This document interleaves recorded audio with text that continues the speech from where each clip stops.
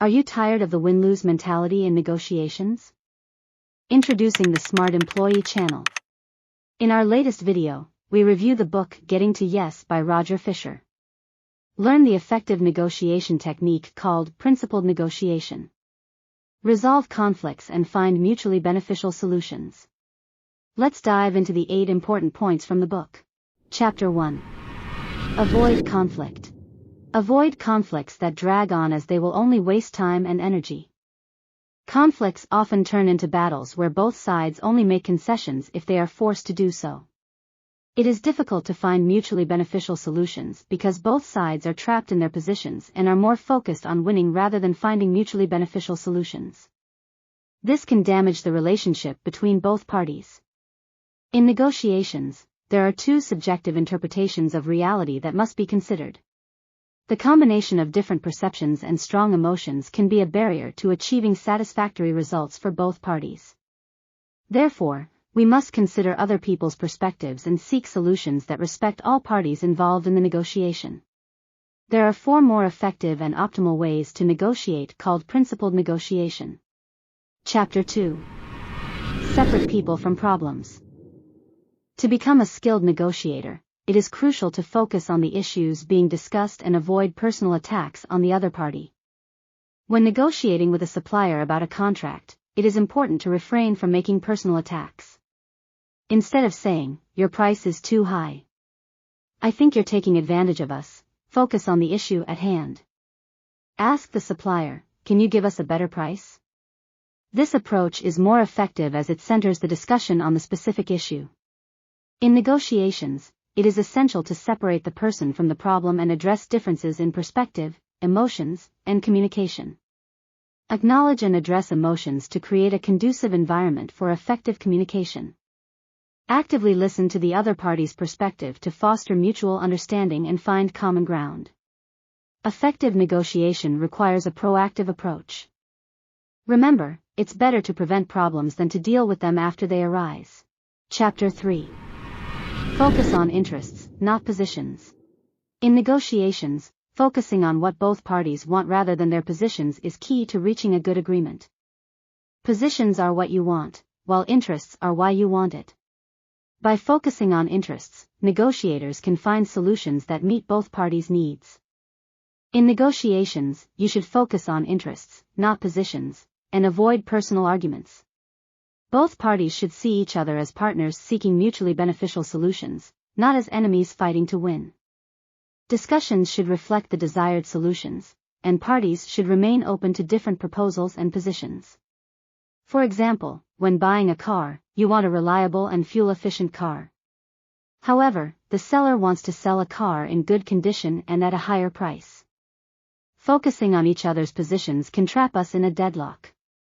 However, focusing on interests, for example, you want a car that meets your needs and the seller wants to make a profit, can help reach an agreement. For instance, you agree to pay a higher price if the seller provides a warranty, thus fulfilling your needs and the seller's.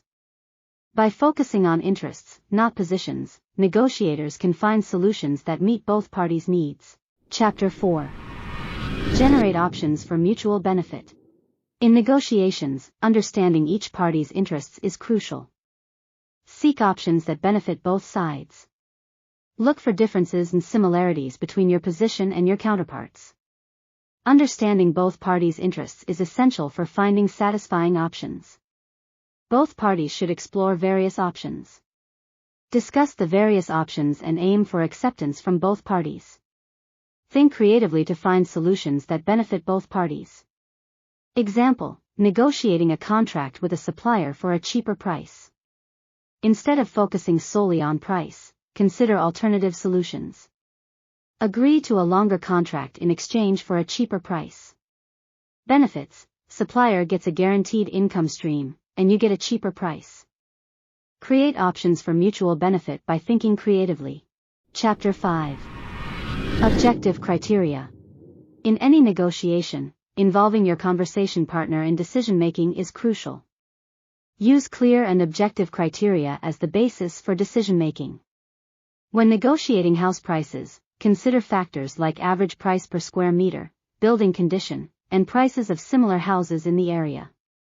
Both parties should clearly announce their criteria for evaluating solutions. Don't give up when under pressure or faced with an ultimatum. Ask for the reason behind the price offered. Look for objective criteria as the basis for decision-making.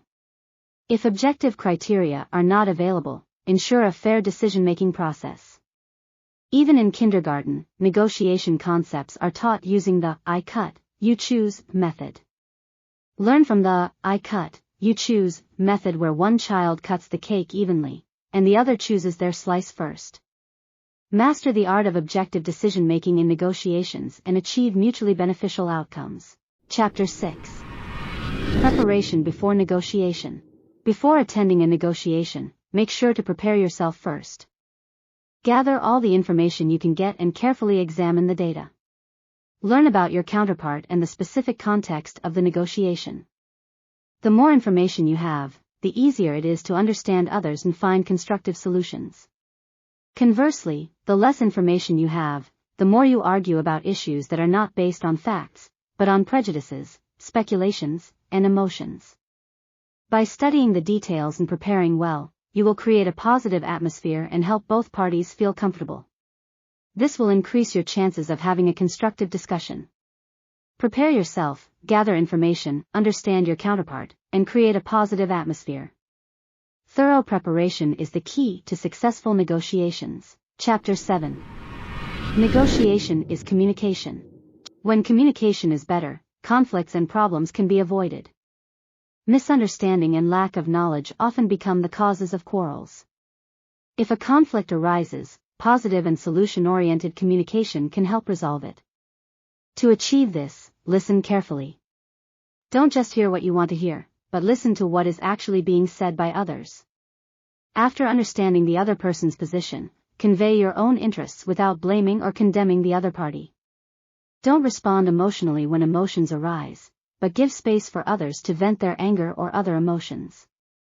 The goal is always to bring the discussion to the level of facts and keep the discussion flow going. So, keep communicating to solve problems. Chapter 8. Best tool does not guarantee success. Negotiation is a powerful tool for achieving better outcomes. But what happens when there's a power imbalance? Imagine discussing a salary raise with your boss. You can present your case, but ultimately, your boss has the final say. To ensure fairness, the weaker party must use their strengths wisely. Avoid setting a bottom line and focus on finding the best alternatives. Your bottom line is the lowest point you agree to, but it's not the final price. Sometimes, the best alternative is your previous salary or the cost of losing your job. If a deal harms you, it's better to reject it and find other ways to achieve your goals. Remember, not everything is negotiable. Some things are non-negotiable. Even the most skilled negotiators can't buy the White House, for example. Negotiation is a skill, but knowing when to accept and when to walk away is wisdom. Conclusion. To resolve conflicts, don't approach them as a win-lose game.